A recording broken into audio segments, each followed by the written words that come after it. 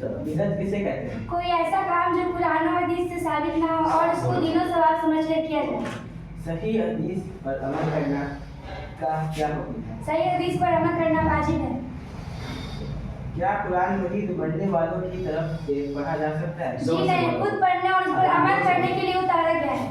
قرآن مجید کس لیے نازل کیا گیا؟ قرآن مجید عمل کرنے کے لیے نازل کیا ہے۔ قرآن مجید کی وہ کون سی آیت ہے جس میں اللہ تعالیٰ نے قرآن مجید کی حفاظت کی ذمہ داری کا ذکر کیا؟ اللہ تعالیٰ فرماتا ہے اِنَّا نَحْنُ نَزَّلْنَا الذِّكْرَ وَإِنَّا لَهُ لَحَافِظُونَ، بے شک ہم نے ذکر یعنی قرآن مجید کو نازل کیا اور ہم اس کی حفاظت کرنے والے ہیں۔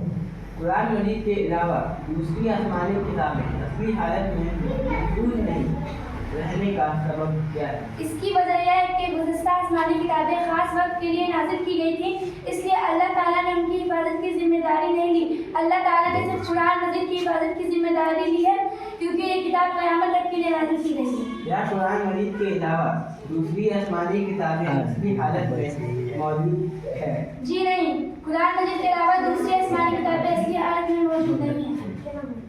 کیا ان آسمانی کتابوں پر ہمارا ایمان لانا اور عمل کرنا دونوں ضروری ہے؟ ان آسمانی کتابوں پر ہمارا ایمان لانا ضروری ہے، عمل کرنا جائز نہیں۔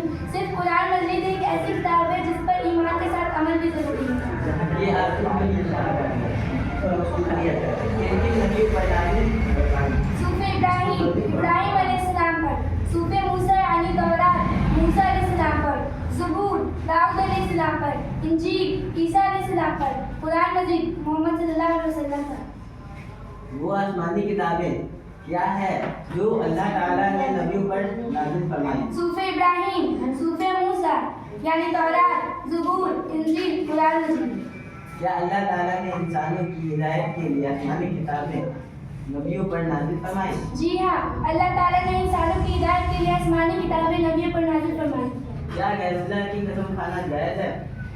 جائز نہیں، اللہ کے رسول صلی اللہ علیہ وسلم نے فرمایا من حلف بغیر اللہ فقد اشرک، جس نے غیر اللہ کی قسم کھائی اس نے شرک کیا۔ نظر بد سے بچنے کے لیے گال میں کا جلچا ٹیکا اور ہاتھ میں کالا کرا اور دھاگا وغیرہ پہن سکتے ہیں؟ جی نہیں، کیونکہ ہر تکلیف کو دور کرنے والا صرف اللہ ہے۔ تعویذ کے بارے میں اسلام کا کیا حکم ہے؟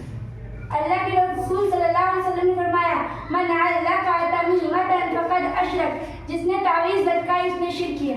غیر دانی کا دعویٰ کرنے والا کہتا ہے؟ غیر دانی کا دعویٰ کرنے والا جھوٹا اور مکار ہے۔ قرآن مجید کی وہ کون سی آیت ہے جس میں ان پانچ چیزوں کا ذکر کیا ہے؟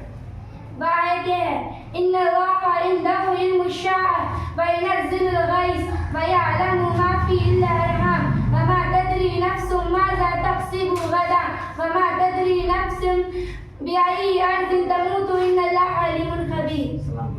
السلام علیکم۔